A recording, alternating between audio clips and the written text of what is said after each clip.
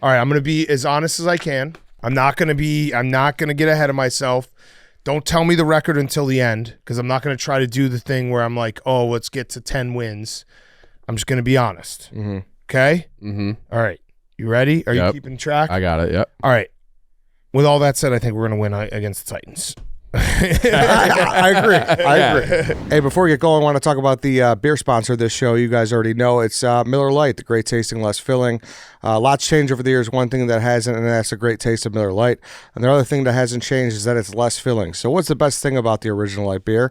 Miller Lite that sparked this debate in 1975. We still haven't settled it. Miller Lite keeps it simple, undebatable quality, great taste, only 96 calories. It's a beer that strips away everything you don't need and holds on to what matters most. A light beer that tastes like beer. Less filling and only 96 calories. The original light beer since 1975. This past Labor Day weekend was on a rooftop for Pearl Jam. Just consistent flow of Miller Lite. It was fantastic. Like a little conveyor belt? Yes, that's exactly what it was. That, I had it there. I golfed one day, had some Millers there. Went to the casino, had Millers there. You labored. I made sure I made the most out of my last weekend of summer. So shout out to Miller Lite for keeping me company. The great part is you don't have to choose what's best. Miller Lite has a great taste and is less filling. It tastes like Miller time. To get Miller Lite delivered right to your door, visit MillerLite.com/midshow, or you can find it pretty much anywhere that sells beer. Just make sure you celebrate responsibly. Miller Brewing Company, Milwaukee, Wisconsin. 96 calories per 12 ounces, fewer calories and carbs than premium regular beer. Okay.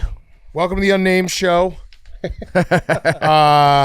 We do have to figure out a name for this show. If you're listening to this right now, the working title is Chicago Ball. But we were talking beforehand. It's me, Big Cat, Chief, Eddie, White Sox Dave, Danny Lance producing. It is the new Chicago Sports podcast. It's basically what was one thing, then became another, then back to the original, added me. Sometimes you have to go back to go forward. Yes, exactly. Yeah. I'm using this as, for me, it's personally, maybe it should just be Big Cat's Safe Space. That actually could be the name of the podcast, because it's like this is a safe space for me to talk about the Bears, to not get triggered, to be only with Bears fans, so I don't have to constantly feel like I'm fighting wars. And also no trolls, no trolls allowed. Yeah. And obviously, if you know me from Pardon My Take, we do national, like we do every game, so we do 5 minutes on the Bears. This is so I can do more minutes on the Bears. But we need a name. So that's really the biggest thing of this show, is we need the fans to tell us a name. Chicago Ball has been cleared, which I guess even saying this, someone's going to fuck us. Nah, I don't think so. Our fans wouldn't do that to us, would they? We need Cliff DiMartino. I think he's on vacation. I feel like Hank might. Yeah, Hank might. Hank might swoop in. Hank might. But listen, we do need it. If anyone's got a name that pops off in their head, that's better, we're all ears. We're like an expansion team looking for a name. What did Utah end up naming the hockey team? They're the Utah Hockey Club. So we could just be the Chicago Sports Podcast? Yeah, it could be. Yeah, the Chicago Sports Podcast. The Chicago Sports Podcasters. We are the first ever podcast of Barstool Sports. Sports-wise. Talking about Bears, too. Yeah. Were we before or after No, it was KFC Radio, Mail Time, and then Chicago Sports Roundup as well. When was Pick'em in there? I don't know. I'm pretty sure we were before Pick'em, though. We had to have been before Pick'em. It might have been like 2012. It literally, I did it while I was living with my dad still. And I haven't lived with my dad for 12 years. Because Rico says 4 presidencies. I don't know if that's actually... He was a caller at first. Yeah. Caller, yeah. He was a caller. But either way, this is the new show. So the plan is, thank you everyone for tuning in. Please subscribe. So we'll release this show every Monday night, like as soon as we're done recording. So we're going to record it on Monday afternoons in the season. Kind of all of our thoughts about the Bears, the game that just happened, the game that's coming up, in a very Barstool way. You guys are similar to me, but also a little different. Like, are you going to do the roller coaster with me fully? Where I am week to week. Some of us will. Some of us will. That's him right there. All right, so Chief and I will do week to week. And it'll take you about till week 14 or 15 to drag out are the Bears any good out can't. of it. You got. It's a long season. Bears Bears could be the It's a short season. And You can't overreact. If this team's good. Yeah. Yeah. I was on with Waddle and Sylvie. I do once a week, and they were saying Waddle and Sylvie both were saying it's a must win. Week 1. Honestly, I kind of feel like it is. I get what they mean by that. I do. I truly do. But it's crazy. I don't want to do the same thing we did last year. We were so hyped last year, and it was stupid hype. It kind of made me feel like I felt last year felt like Trestman year 2. Remember Trestman year 2 when the hype was so high, and then it was just like, what the fuck were we thinking? Oof. Yeah, but the Trestman hype was crazy. That was remember way that bigger, we went to Jay's charity thing, and we were sitting there, and like everyone was so confident. It's like the defense can't be that bad again, right? And it was. Yeah, it Might was have that been, bad. it was worse. Yeah. But here's the thing: if you're at the end of the season, and you're right in the playoff hunt, and you look back and you're like, man, that Titans game, we needed that one. This is that like this. Oh, is every that game, yeah. But the Titans specifically, It feels winnable. Yeah, Yeah, and you start off with that 3 against the AFC South, and you're like, all right, you kind of got to make some moves right away. But so this will be weekly, and then we'll expand it if we get good response. We'll expand it to the other Chicago teams that are tough, very tough. Very tough to talk about. Well, the Cubs are really tickling me right now. Well, last night it was over. I was so tickled that I went last night. Monday night is what we're talking about. Monday night was basically the season for me because I was like riding the emotion, and it's like whatever. We shouldn't talk about the Cubs right now. Either way, we're here to talk about the Bears. We're on the precipice of the season. Week 1 is here.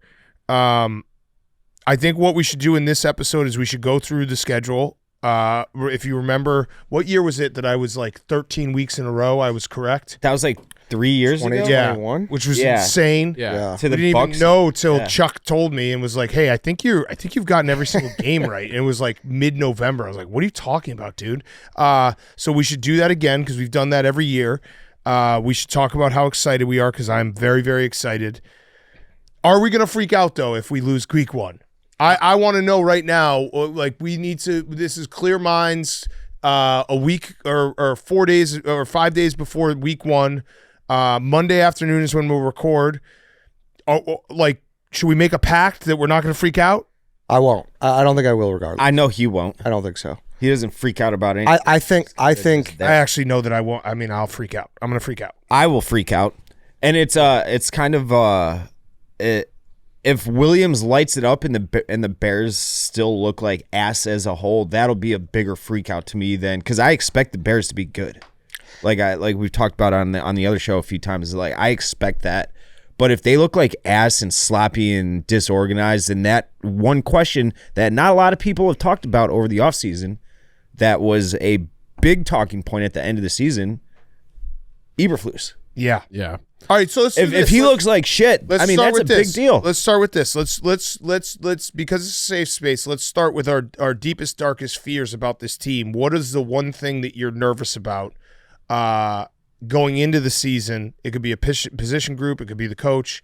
What is the one thing that you're like, look, I'm hyped up. I think we're all in the same boat where we're expecting this team to win 9-10 games. I know Caleb Williams is going to be a little bit of a roller coaster. There'll be games where he doesn't look great. There'll be games that will look great. Mm-hmm. I'm that part. I'm ready to stay like a little bit more level-headed because we've made that mistake before.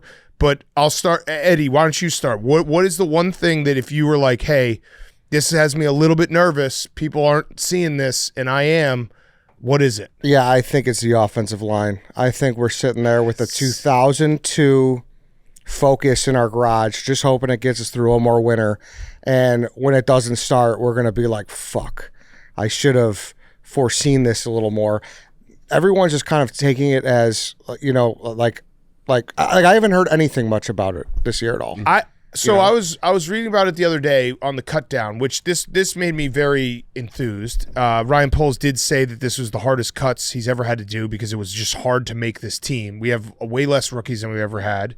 I think it's actually just our 5 no undrafted rookies made the team. So that tells you the level of competition. Mm-hmm. And he did point out that he has more offensive line depth than he's ever had, and he feels really confident in this group. He's a former offensive lineman. And it's also crazy. I think we have 4 or 5 guys left from Ryan Pace, which is pretty insane. So I think it's Kmet. Scales. I think it's Scales. Scales is the longest Bear tenured, but he's on IR right now. I think it's Kmet. I think it's Cairo Santos was technically Kairos, Pace. Jalen Johnson. Jalen Johnson. I saw those too. Who else? There's like one or two others, but it's couple very small. stragglers, It's yeah. very small.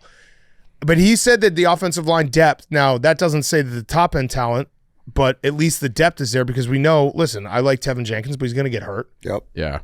Darnell Wright was great last year, and he played the whole season, like hopefully knock on wood. But I'm not as worried about the offensive line.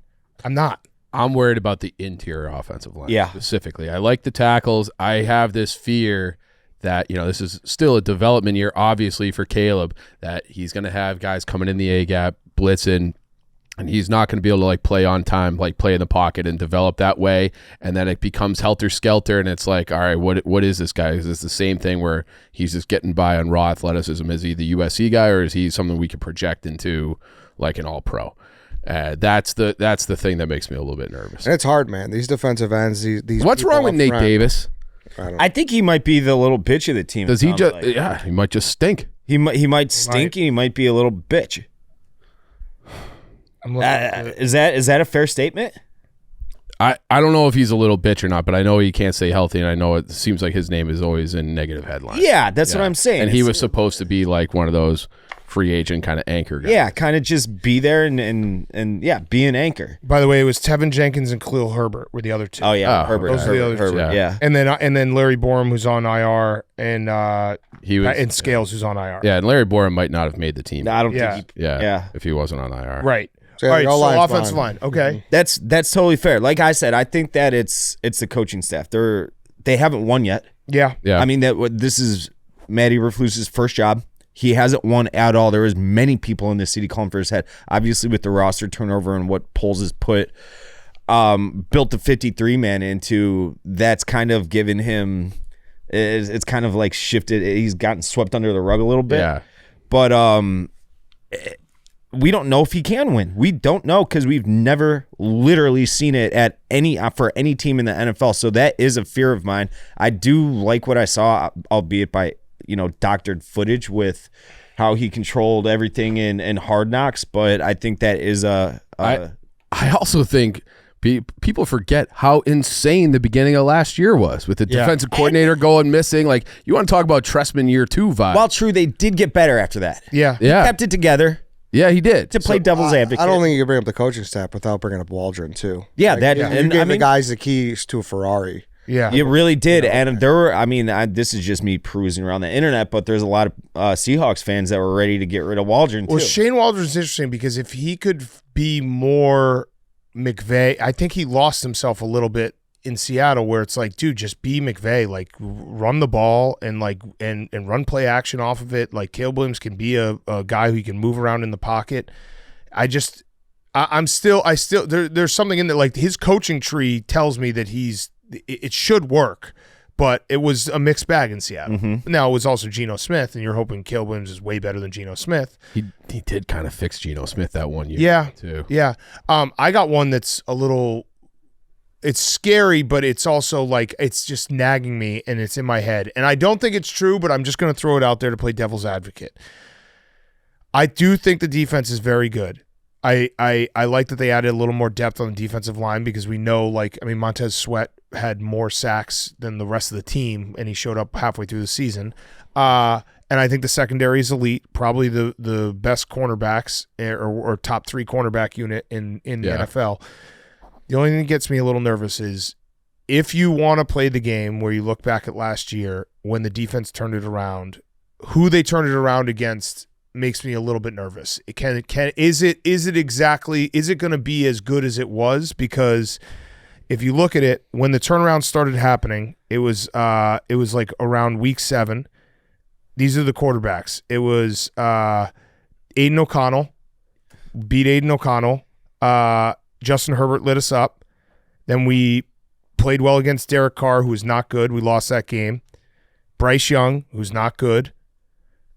We lost to Jared Goff in Detroit in the Dome. Gave up 31. That was the game that we should have won and we didn't. Should have won that. Yeah. Dobbs, we played. Was it Dobbs who we played? I can't remember what quarterback they were. So no, it was Josh Dobbs. So Aiden O'Connell, Derek Carr, Bryce Young, Josh Dobbs, Joe Flacco, Desmond Ridder, who got cut from the team that he went to. And then the games that our defense was maybe not as elite as we thought it was Kyler Murray we won that game. Kyler Murray had a pretty good day, and then Jordan Love, beat us in week 18. I don't know. I'm just the string of quarterbacks we played down the stretch were not elite. And the ones that are elite did okay against them. So it's like, is there a little smoke and mirrors? I think the defense is good. I'm just wondering if we got a little bit ahead of ourselves and we got to see it again to be like, all right, playing against elite quarter. I mean, it will basically be that week 2 against CJ Stroud will be a huge test of hey, and then week 4 against Matthew Stafford, hey, we're playing a different level of quarterback. This isn't, no offense to Aiden O'Connell, no offense to Dobbs and all those guys, but they're not, if you're going to be a playoff team, you got to be able to beat playoff quarterbacks. I think it's very fair not being ready to crown them. Right. I feel good about the unit as a whole. Correct. At the end of the day, are they a sure thing? Yeah, the parts look good. Yes. Yeah. And you got to be able to get pressure. The defensive line is going to have to. I do think the Poles making those 2 moves to get some depth there, it was a good sign of hey, he thinks this team is ready to start competing. But still, you have to. I don't know. That's the only, that's the one that just keeps nagging me that I keep thinking about. And I know that we're playing devil's advocate. This is a safe space. That would be my one thing that I'm worried about. Maybe that's the name for Bears fans only. Yeah, no one else can listen to. Yeah, it. That I thought we were supposed to be happy and we're kind of scared me a little. We're doing safe space. This is that scared me a little bit. The point of this is we have to talk about. We can't come in here and just be like the Bears are a 12-win team. They're a finished product. They're not. And if we're talking about what, like Eddie said, offensive line, I'm saying defense. You're saying coaching. Chief, I don't know which one you have. Dan, I agree. I think the defense. I think the defense is very good. I'm just saying I'm not going to say that they are a top 5 unit without seeing it to start the season. That's where I think a lot of the arguments have been bred between, more specifically Ed and I, is that everything that we are talking about, all these gripes we'll call them, are absolutely fair. There are a lot of questions regarding the team, many of which we just brought up. However, it's put up or shut up or time. I'm at the point where it's Jimmy's and Joe's fucking go, just go, off to the races. I don't know if I believe they have the guys that have that. I don't know if they have to be a top 5 unit to win 10 games though either. I'm not saying top 5 team. I'm not saying Super Bowl caliber. I'm saying I trust I just that. disagree with that. It's put up or shut up time. I don't. Yeah, I think you're right. I think this is not. But this is also year 3 of polls. Correct. Agreed. Yeah, but he had he has 5 guys left from 3 years ago. He basically had to change the whole team. And I am the biggest Ryan Poles guy in the world because I think even watching Hard Knocks when he's talking about the guardrails, that was such an awesome moment because it was dude, this is what we want. We want a guy who's not – Ryan Pace would have done the exact opposite. He'd have been we're all in. We'll give you 2 firsts. And we loved – I love Khalil Mack. That was the 2018 team. I still will go to my grave being if that double doink doesn't happen, they might be in the Super Bowl because they were playing that good defensively. But what happened with Ryan Pace is he just basically kept mortgaging the future and being we got to just kick the can down the road and hope that we can find lightning in a bottle, which – as a gambler, I can see that line of thinking. I would probably run a team the same way where it's let's just go all in every year and hope that everything bounces our way. But Ryan Poles is doing it the correct way, the measured way, where it's hey, we want to keep our guardrails and we want to not just mortgage everything. So I'm the biggest Ryan Poles fan. But again, this is our safe space part of the show. We maybe this is just a segment every week where it's we can just talk honestly, and it's not. Again, I think the Bears defense is very good. I'm saying if you told me this season didn't go the way it did, that would be the part where I'd be oh yeah, I guess maybe we got a little ahead of ourselves with the end of 2023. I think that is fair, but I am leaning. I'm a more optimistic person. I think the players that they have a ton of talent. I agree with you. Again, safe space. Yeah. And you're going to play – they have a last place schedule. They're going to play a lot of bad quarterbacks this year too. So. Yeah. What's yours? For Like- I said interior line. Yeah. I'm worried about Caleb just having a guy in his face. Can I give one more before we move Yeah. on? Yeah. These are, again, I just Yes. want to clear. These are deep, dark thoughts that you think like what these are basically like These are they're car thoughts. Yeah. They're car, Yeah, I was thoughts gonna- that yeah. when I'm I was gonna driving say in my shower car, thoughts, When yeah. my head just goes Yeah. places. My head is Do also you talk gone- to yourself when you drive in the car? Dude, my head is gone. The other day I was thinking in my head, I was like, I think they might win 13 games. Yeah. So they go the car thoughts go everywhere. Car thoughts, not a bad name. Everywhere. car thoughts. Not a bad name. Yeah. Hype. Yeah. The hype. You never Yeah. want to be the most hyped team. I don't think we are.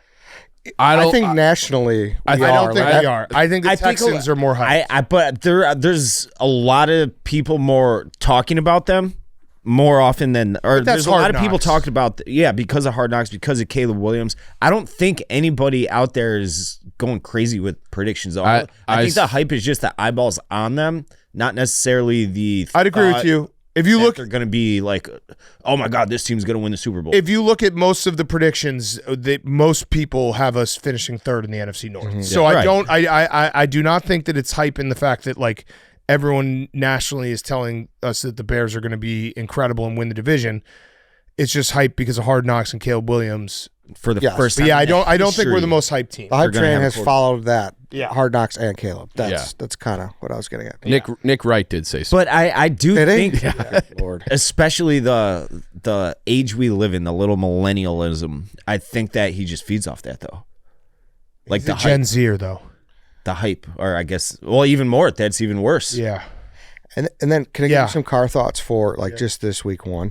Yeah. Yeah. The Titans are not the Patriots or the Panthers. no. No. They're not that No. level of bad where No. people think we're just going to walk in there and beat. No, I agree. They're going to be a well-coached team, and they're going to be a tough team. I know that Vrabel's gone, but I like Callahan, and I think that they're not going to be a pushover. They're not like I know they have deficiencies in terms of roster, but like I think Will Levis is a good quarterback. I do. I think he's going to have a good year. And so many people have already written him off, it feels like. I'm not writing them off whatsoever. Yeah, and Levis especially. Like, so Yeah. I feel like people are like, we know what he is. Like, he could get into that middle echelon, I think. Like, But this is the thing. the grand scheme this of is things. like the dark thought space where then it's like you guys stop and I'm like, wait, no. We have better players than them. Like we have better wide receivers. They lost their best player We have too. a better secondary. Better punter. Way better punter. I'm so pumped. I know this sounds crazy. No, like, it's- I am pumped for the punts. I don't want to be punting a lot, but like when we do punt, it's going to be awesome. That clip where they were talking about those spins he puts on it, it reminded me of Rodman in the Last Dance where he talked about rebounds and like how it spins. I'm like, oh my God. It's just like having a really good punter is very, very important. that takes so much pressure off Caleb Williams know. in the offense. I know. So much, and the coaching staff. Yeah. Like I remember that was the next day. I remember just looking at my phone and I wasn't watching the draft on TV and I'm like, punter fourth, what? Like what the and then like now I'm just like all for it. Yeah. All for it. Yeah. All for it. It's one of those things where like I'm sure they're like the analytics of going for it on fourth Yeah. down has become a talking point. But now it's like the Bears kind of can rewrite that. It's like, would you rather go for it on 4th and 2 and maybe get it, or pin them inside their 5? Correct. And that's a whole different equation. And like that, I think he's going to be a weapon. Yeah. like that's a big piece of this team. Have you talked to any of his mates yet? No. No? Mates? Yeah. We want to get just hammered with his mates for a game. How are they coming out? Are they coming Like out? he says all his mates. We had- had him on a couple months ago. Yeah. We're like, His mates are coming? can we take your Yeah. mates to Let's go. a tailgate? Yeah. Yeah. Their defense is loaded with vets. Mm-hmm. And like we just said, Ridley, Hopkins, Pollard, like that's Yeah. That's a good decent weapons. yeah. Like they're Yeah. not like, but does it feel that way too? Like people are treating them like they're the Patriots or the Panthers. Or they're treating them like they're a bottom, like 8 team. When No, yeah, and I don't think they're a bottom 8. A lot of Bears fans are just writing week 1 off as a W. Yes. No, I think the Titans they could make the playoffs. I actually do. Like, it would be hard for them, but just the way the NFL works. The first 3 teams. If you think that if you just think, it would be hard for all 3 of the first 3 teams to make the playoffs. The entire AFC South's not going to make the playoffs. Yeah. But the Titans are, they're probably going to end up being a 7-9, 8-8, 9-8 kind of team. probably. So, all right. So should we do the schedule? Yeah. Let's do the schedule. All right. I'm going to be as honest as I can. I'm not going to get ahead of myself. Don't tell me the record until the end, because I'm not going to try to do the thing where I'm like, oh, let's get to 10 wins. I'm just going to be honest. Mm-hmm. Okay? Mm-hmm. All right. You ready? Are you keeping track? I got it. Yep. All right. With all that said, I think we're going to win against the Titans. I agree. Yeah. Okay. Clear. Week 2 at the Texans, Sunday Night Football. That is going to be, you want to talk about hype, that's going to be a crazy game. I think that's going to be a loss. I just think the Texans are very good, and I just that's a bright lights game. Like, especially if we win Week 1, I'm going to put that as a loss. In a weird way, even if it's a loss, though, if it's like a crazy 34-31, Yeah. like, then I think we'll still be as hyped up. That's Although what 34-31 would have me thinking the Our defense is not, bad. Yeah. I would, like, if we're going to lose that game, make it like more like a 21-20, where it's like, okay. But then Williams there. might have been ass. I mean, How about like 20's not bad. 24-21? Okay. 3 scores. Williams, through the air. 28-24. All right. I think we're going to beat the Colts. I'm low on the Colts. I just don't think Anthony Richardson Yeah, I don't is think good. so either. He wasn't good in Florida. He's got all the tools, but I don't think he's good. Yeah, the fantasy boys are really hyping him up. Yeah. Week 4 against the Rams at home, I think is a loss. I think the Rams are going to be very good this year. And also kind of like a student and pupil thing where Sean McVay's got Shane Waldron. I think Matthew Stafford actually is my dark horse MVP pick. And it sucks we're playing them Week 4 because there's a chance he's not healthy for like Week 12. Yeah, right. So that's a bad time to catch right. the Rams. I do think we beat the Panthers, which would be great because we still have their second round pick, which is insane that we still have another pick with them. Okay, so now we're at Week 6. Jaguars in London. 8:30 a.m. local weird kick. It's 2:30 their time. I think. It is such put up or shut up time for Trevor Lawrence. It's not even funny. Yeah. I'm going to say is that now the Jaguars in London Week 5 and Week 6 or Week 6 and Week 7? I know they're back to back, but I'm not. Let me see that. I'm going to look that up right now. They have 2 weeks in London? Yeah, back to They back. did that last year too. Oh, I know what this means for you. If it's the second week, you don't feel good about it. No, I don't. I don't. So let's pray. It's the first week. All right. All right. I'm going to count that as a win. Let's go. Okay. All right. Then we get the bye week. Then we're going to the Commanders. They're gonna tear him up. What's his face? I'm going to say that's Dan. I think Jaden Daniels is very good. I'll say it's a win, but that's a off a bye. I'll say it's a win. At the Cardinals Week 9, I'm going to say that's a loss. Okay. I think the Cardinals offense is going to be lights out. I think they're going to be really, really good offensively. Patriots at home Week 10, that's a win. Packers at home Week 11. Man, oh man, oh man. I'll say that's a win. Ooh. So now we're building some here. Week 12 versus the Vikings, that's a win. Week 13 at the Lions, Thanksgiving, I'm going to say that's a loss. Week 14 at the 49ers, I'm going to also say that's a loss. So that's Murderer's Row. That's the season. This is where we're getting in a little bit of a hairy territory. Week 15 against the Vikings. At Minnesota. Is that at Minnesota? At Minnesota. I'm going to say that's of 2 losses. I'm going to say that's a win. Week 16 versus the Lions, I'm going to say is a win. Week 17 versus Seahawks. I'm kind of high on the Seahawks too, but it's at home. I'll say it's a win. In Week 18 at the Packers, I'll say is a loss. What did I get? All right, 1, 2, 3, 4, 5, 9 and 6, 7, 8, 10 and 7. 10 and 7. Yeah. I feel pretty good about 10 and 7. 10 and 7. Again, I wasn't trying to get to a certain number. I was trying to be honest. 10 and 7 would be a great year. I'd sign up for 10 and 7 right now. Great year. Yeah. I would if you gave me a contract, you're like, here's 10 and 7. You can't go one game better, one game worse. I'd be like, done. Because 10 and 7 should get you in the playoffs. Yeah. It'll be right there. Yes. It'll be right there. Oh man. And I don't think beating the Vikings twice. Like the Vikings might have the towel thrown in Week 15. Yeah, I Correct. agree. And it's You know? Sam Darnold, and it's And I split the Lions and I split the Packers. Yeah. Yes, which is Which fair. I think is fair. probably correct. yeah.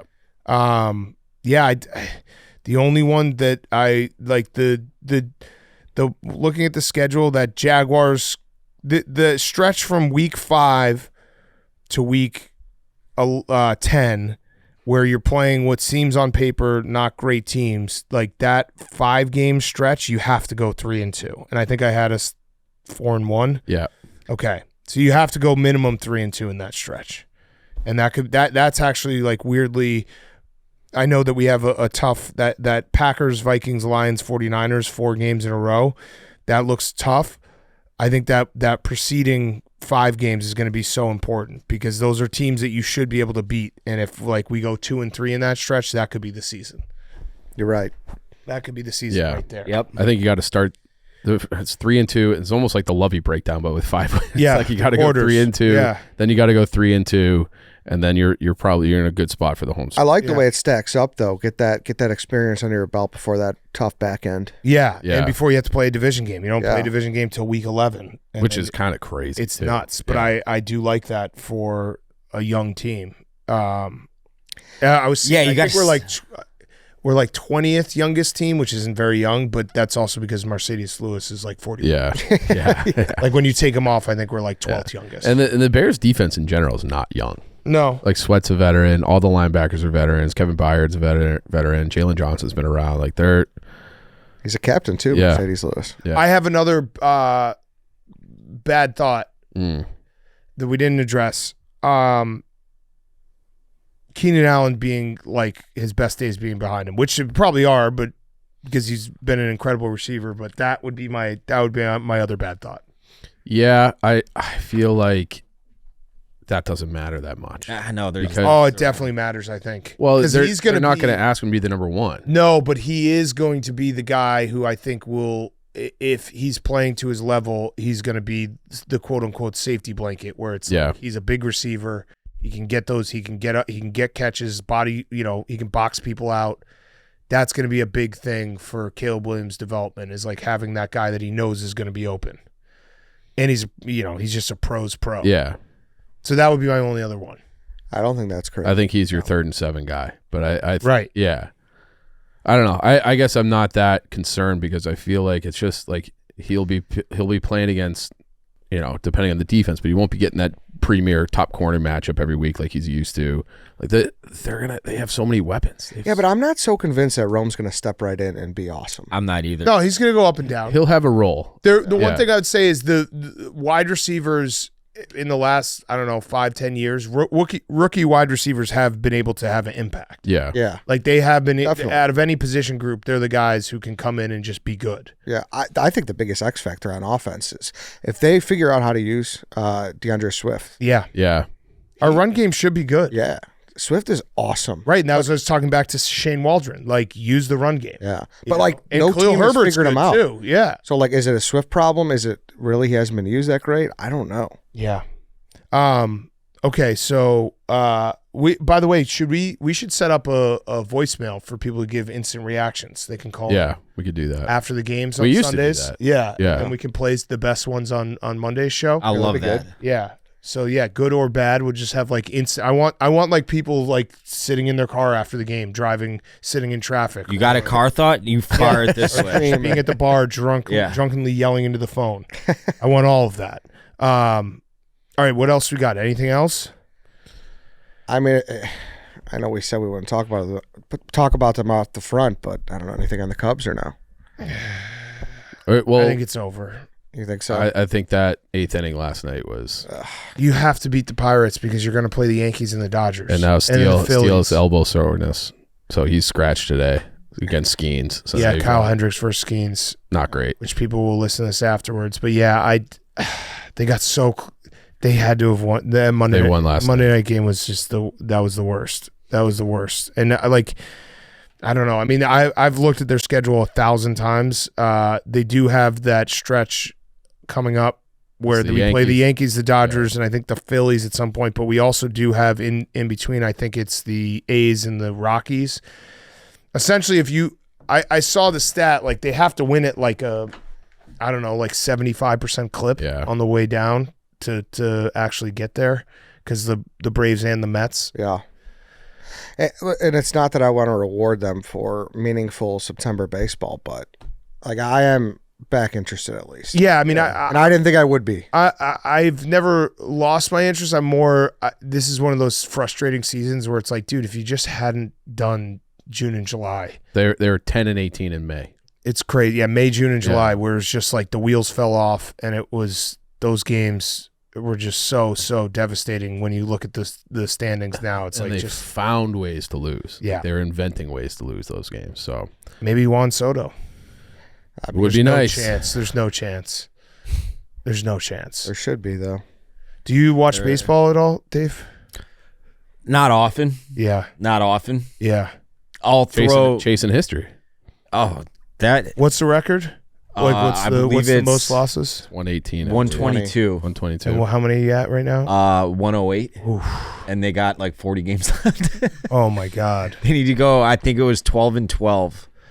Or 14-14, I think is what I saw. There's no chance. No shot. No chance. No shot. It's embarrassing. And they have like a sort of tough schedule for the next couple. Well, everything's tough. Yeah, but it's like Baltimore is one of the top teams. Yeah. Red Sox are still playing for something. The Guardians are in first place. I hope they lose every game. You don't understand like how I wear that fandom like a scarlet letter. Yeah. Yeah, because if they lose every game, at least it's like there's no. If they break the record, it's just. You know what sucks is that I do plan on going for that record-breaking loss, but you can't necessarily predict it. So I think they're going to make me go to multiple games, maybe 2, maybe even 3 in a row, just out of.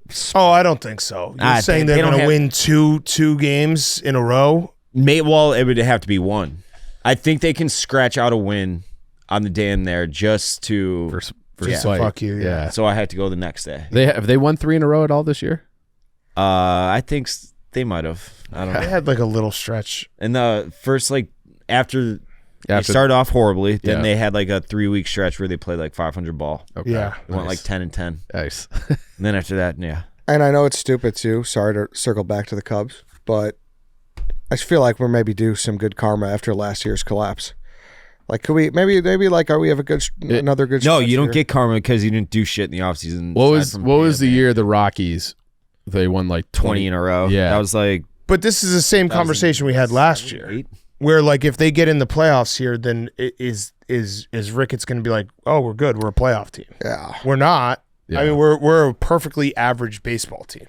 So like pretending that next year we're gonna, if you don't add something, we're gonna be anything different is crazy. Having Dansby just be complete shit for 5 months of the season was. Yeah, I mean he turned it on recently, Yeah. but and then Pete Crow Armstrong, him too, has gone from unplayable to like, oh, this guy could be something. But yeah, it all just happened way too late.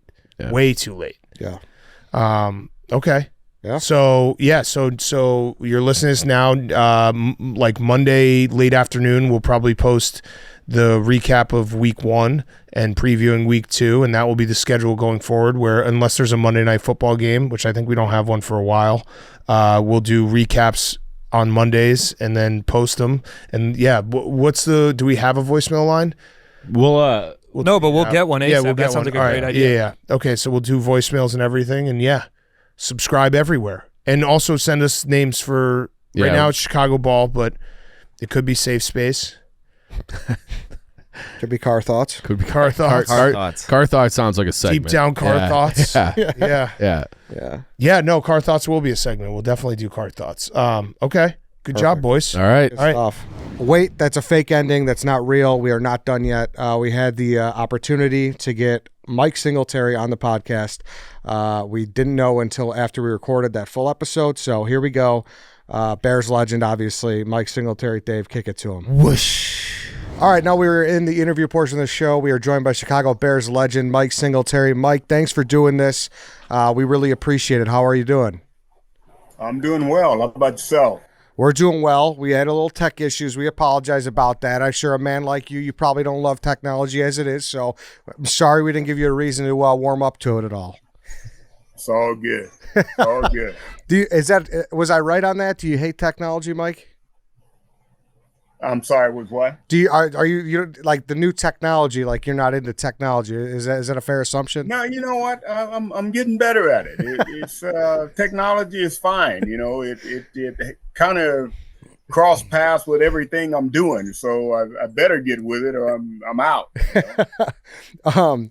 But anyways, we can get into some Bears talk here. So obviously, like I led the show off with, you're a Bears legend. I'm sure every time people see you every day, someone comes up to you and talks Bears football. Would you say that there's been an uptick with the drafting of Caleb Williams? Well, you know, for me, I've been there, done that. I think the most important thing for me is, you know, you go through the off season, you go through the preseason, everything looks good. But at the end of the day, you know, after the first 2 or 3 games, that's when you can kind of sit back and reevaluate what you have and you know, make adjustments or do whatever. But I'm excited to see, you know, just like the rest of the fans, how all of the changes this offseason, including the number 1 pick, how that works out and how that how far it looks like we're away from getting where we need to be. So we'll see. But I'm excited to see the first game. Now, you've been around the Chicago Bears block for, what is it, like 45 years now or so? A long time. And can you kind of contrast the hype for this season compared to any other season that you've either been with or coaching against the Bears, or, you know, just been around the game as a whole? You know, I being really honest, even when I played, once the season's over, you know, I just kind of get away from the hype and really get into what the film is saying about where we are, what we need, where, you know, what we need to do to be better. And that's kind of how I look at, you know, each football season. I stay away from the hype and I know that it's been a lot, you know, because the fans I'm hearing, we're going to Super Bowl this year. I'm like, oh my goodness, wait a minute, hold on now. We just drafted a kid. We just brought some other people in. We're just getting everything kind of settled so that we can see what we have. You know, the other team got better too. So, you know, let's just kind of wait and see and be excited, but let's see what's really there and then go from there. Now, you've worked with, what, 5 or 6 different NFL teams after your playing career in various capacities. Do the Bears still have your heart? I heard you say "we" a lot there. When you think of like the team that you associate with, you've been a head coach of the 49ers. Are you still a Bear? Oh, absolutely. Yeah. How can you not be a Bear? You know, you play with a tremendous team. You know, the Hallis history, the Butkus and you know, Sayers and, you know, how 85 Bears, how do you not, you can't get away from that. It is, it's just part of who you are. If the 1985 Bears defense were to line up with the 2024 Bears offense, how's that game shaking out? Give it 5 drives. Give it a quarter even. You know what? I'm going to put it this way. You have to know who the coordinator was. Buddy Ryan's going to say, we are going to get after this kid. We are going to get after him. We're going to show him different looks. And let's see what he's really made of. And Buddy would definitely do that. And I think any other coordinator worth his salt is going to do the same thing. And I think when you look at the preseason, every defense is going to show you a very bland defense and a cover 1 and a cover 2, no movements, no nothing. And the quarterback's going to think, I got this. And then the season starts and all hell breaks loose. And for the first time, you're seeing things you've never seen. You're seeing movements you've never seen. This guy's never done that. Well, it's preseason. And so, you know, welcome to the first 4 weeks of the NFL. It's going to take 3 or 4 weeks before you even know what hit you. And after that, you begin to get a feeling that, okay, there's a reason why they call it the NFL, and there's a reason why it's not for long. So I just think that it's really important for us to make sure that we don't have unfair expectations on either the coach or the quarterback or the team, and really kind of just allow ourselves to kind of let them bring to the Chicago fan base what they have. And whatever that is, hopefully surround them and help to build that, bring it to where it needs to be, and go from there. Yeah, I kind of want to go off of that too, Mike, because you coached a guy who many see as one of the quarterbacks who maybe didn't start as hot, but then as his career went on, he kind of figured it out in Alex Smith. But then you got the people in the camp who it's like, oh, you need this much sample size to know if a quarterback is the real deal or not. Do you have something arbitrary in your mind, like how many seasons or how many snaps or something like that? Is it 3 seasons and you kind of know what you got? Or in your experience, obviously coaching someone like Alex, and you saw how his career kind of took shape at the end, is there anything that sticks out to you as far as that number goes? I think every quarterback, I don't think it takes 3 seasons. I don't think it takes 2 seasons. The first time that quarterback goes in, I don't care who he is, first time that quarterback goes in, plays the game, comes off the sideline, and you look in his eye. You don't have to ask him a question.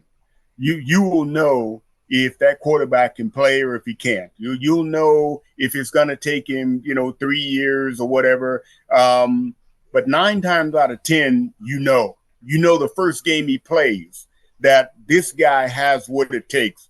And it's as simple as that. And you got journeymen, you got some guys that'll play a good game and blow 5.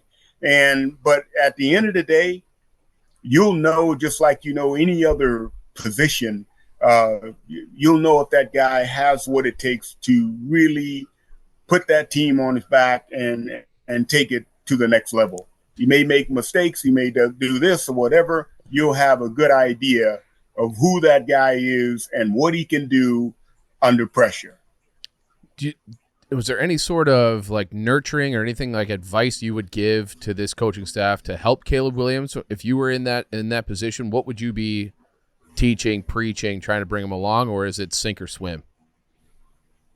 No, I think it's really important when you select someone first pick. Obviously, the kid seems like he has a lot of composure, seems like he makes a lot of good decisions, seems like he knows how to bring a team around him. All of those things are really positive. And as a coaching staff, it's just extremely important that some of the things that, the fans can't see, it is important that you surround that kid with people that are around him that helps him understand the nuances of the game, the thing that you can't see, the things that helping him be able to adjust to the heat, helping him to be able to adjust to the criticism, unfair criticism, helping him to stay afloat. And even if the fans boo him at some point in time, helping him to adjust to that. A lot of times the kid will get booed and it's like, you know what? I don't want to play here anymore. And it's like, wait a minute, hold on. Don't take it that far. Don't take it personal. These are fans that were looking for one thing. Their expectations were one thing. And then we came in and it's not your fault totally. And we gave them that. We delivered. But, you have to help navigate that quarterback through all of that. Can't let them just go back to their house and look at ESPN and, try to talk them off the roof later. You can't do that. You got to make sure that, hey, we don't know what's going to happen. We have all kinds of plans. We've tried to prepare you for this, but just making sure that you have all the cushion in the world around him and people that he trusts and can help him walk through those steps, because I don't care how well he plays, how quickly he plays well. There's going to come that time where he hits that wall And when he hits that wall at some point in time in the season, whether it's the first game, mid-season, or the third game, you know what? Somebody's got to be there. The right people has to be there to help him get through that. And then, you know what? Here we are. You got it. This is the NFL. Let's go. Mike, have you met Matt Eberflus before? I'm sorry? Have you met Matt Eberflus before? Yes, I have. Just I met him. As a defensive guy to another defensive guy, what can you tell me that was a great part of your conversation? Like what really stands out about Eberflus to you?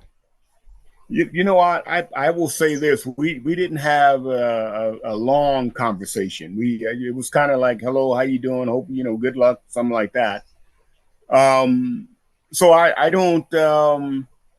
When you're a coach and you're talking to former players and what have you, I think coaches are kind of leery of that. It's kind of I got to be careful too. Don't really know who this guy is, what his expectations are, what he's thinking. I didn't really expect a lot. The thing for me is that I know as a head coach, you got a ton of things coming at you and you don't know who's real and who's not. But I just I wish him the best, and I hope that he has the support that he needs. Because of all of the expectations that have come in, that he has good people around him as well, keep him up. Can you get more into that? Who's real and who's not? If your time as a head coach, did you think a lot of people were just kind of vying for that spot or vying for that job? What exactly do you mean by that? Well, there are only 32 of them, and at the end of the day, you're hiring the best coaches you can possibly find. Some of those coaches you've never met. Some of those coaches you have no idea. A friend of a friend told you this guy is a really good guy as X's and O's. You're trying to get the best knowledge in the building. May not be the best person. And, everybody's good as long as things are good. But when all hell breaks loose, guys start talking behind closed doors and things like that, and you're not sure who's with you or who's not. And that's the time when it's really difficult as a head coach to really, when you don't know the people around you in terms of character. Now, you said that you could kind of look a quarterback or a player, a high draft pick in the eye and kind of know if he has it or not. Is that the same with like people in coaching rings? Can you look him in the eye and be like, all right, this guy, I don't know if he's got head coaching chops in him? Yeah, I think so. I think when it comes down to, I think success is transferable. Obviously, you're not going to take somebody who was a great boxer and put him out there and say, okay, your coaching is transferable. You can win in the ring. You can win out here. No, you got to have more than that. But when I'm talking about, I'm just talking about being able to know, I don't know what it's going to take. I don't know how long it's going to take, but I'm in it for the long run. It's a lot different when someone is giving you those vibes rather than, I'm not sure if I want to be here. I'm not sure if I made the right decision. I'm not sure if I'm a head coach. Those kinds of things people say without communicating at all. One word. You can see it all over them. They don't have to say, I'm out of here. This is too big for me. They don't have to say that. You just know that. Somebody can go out and get beat 50 to nothing and come in and say, hey, you know what? We got the crap kicked out of us. And it happened today, but you know what? I don't know how long it's going to take. We're going to get this thing turned around, and we're going to go from there. If I have the time, we're going to make it work. Is any part of you ready to kind of pass the torch to a new Bears team, a new Bears era? I feel like that 85 Bears, the only Super Bowl champion we've ever had here, has been anytime there is a celebrity, any kind of Bears thing, it's always to you guys. It's been almost 40 years. Do you feel like, all right, it's enough. It's time for a new generation to take over here? Anybody that knows anything about me would have told you after 85, I'm the guy that did not go to the celebration downtown and all that after the game. I was on to the next season already. So you know what? This is behind us. Let's get ready to go again. So 85 has been great. It's been great for the guys that I played with. But 1986 was on my mind the minute that game was over. I went to the Pro Bowl, and 2 weeks later, I was training, getting ready for the next season. And that's the way every season was for me. And so I just think that, that is the formula for teams that move on from where they were. I love 85. Man, 85 was magical. It was amazing. I didn't know how wonderful it was at the time. But 85 has been a memory, a distant memory for me for many years. You're Mike, you're noted as saying you're from the old school. Which aspect of old school football do you miss the most? I'm sorry, what's... So you're noted, you're from the old school. You've said it before, yeah. You're from the old... Which aspect of old school football do you miss the most? The thing that I miss about old school football is a quarterback could not just stand there knowing that you're coming at him and still deliver the ball with accuracy because you couldn't hit him. That's the thing that I miss the most about the game.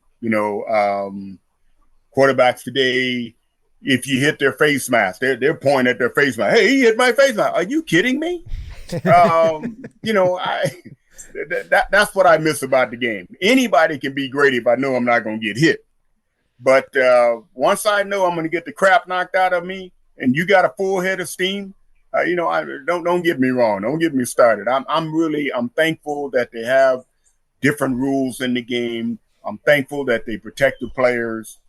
I understand how you got to protect the quarterback because the season ratings go in the dump if the guy doesn't finish the season. I get all that. But, that's the thing that I miss about yeah. You guys would have been paying millions of dollars in fines. Yeah. No, it makes sense. I get it. Is there a quarterback that you especially love to come in on a blitz from and just absolute smoke? And is there a current quarterback or a quarterback that you've seen since you've been retired that you'd love to take one shot at? Just throw on the pads. In all honesty, I got to be very honest. I have an affinity for quarterbacks. I really do. I have a tremendous amount of respect for them because, we had a quarterback, McMahon, and as good as our defense was, at critical times when you got other teams that you're playing, particularly when you get in the playoff, and you don't have a quarterback that can throw the ball and understand the complexity as teams get better at that time, you got to have a quarterback that really understands how to play the game and how to play at that level. And we didn't. Not a knock on the other quarterbacks, but Jimmy Mack not only had to come in and play his tail off, but he had to deal with Coach Ditka. And Jimmy Mack may have been the only quarterback that played in that era, in any era, that could handle Coach Ditka. And I love the way he did it. Coach Ditka was screaming, chewing gum, turning blood red, and Jimmy Mack would just say, hey, we're not doing that. We're doing this. Go out there and score and come back and say, what'd you think about that? That's what you love about Jimmy Mack. As crazy as he was. Gotta love Jimmy Mack. Have you spoke to Coach lately? How's he doing?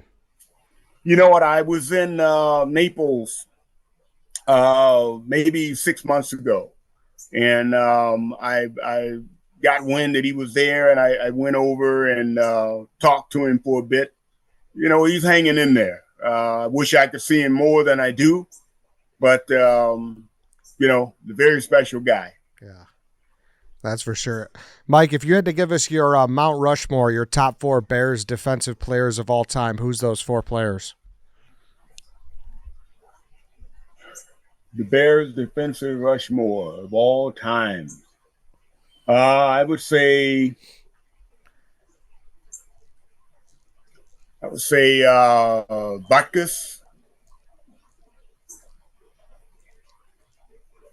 I would say you're saying defense. Yeah, just defense. I would say Butkus. I would say Hampton. I would say Dent. I would say Marshall. Really? Urlacher is not sniffing it. So I was going to ask best linebacker in Bears history. You go Butkus, Singletary, or Urlacher? You know what? It's unfortunate that Wilbur left. Wilbur was a tremendous linebacker. You know, I hope he has a chance to make the Hall of Fame one day. You know, Wilbur was his own worst enemy. He was mean, as nasty as they come. But Wilbur was a tremendous football player. Anybody who played on that team will tell you that. That's fair. Well, Coach, we appreciate you hopping on with us today. Is there anything you want to get out there? Anything you want us to spread the message about?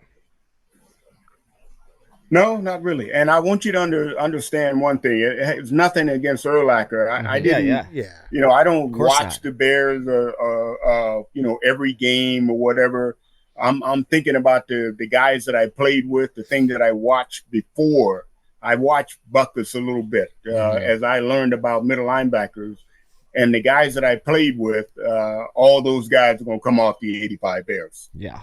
And I mean, just that room. You know, we've been able to be lucky and become friends with Roquan Smith a little bit. He's not on the team anymore, but he just talks about how walking into that room and it has all you guys painted on there, just how much that means to him. So I assume that means a lot to you, just whoever the Bears linebacker is, right? Or have you turned the page and you don't think about it no more?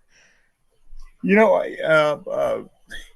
I love history, but I'm not one of those guys that, man, we used to do this, and man, we were great, and it's not that. I'm done with that. I'm looking at the new guys. I'm looking at guys that, because the game is different. Mm-hmm. In that time, it was a different game. It's just different.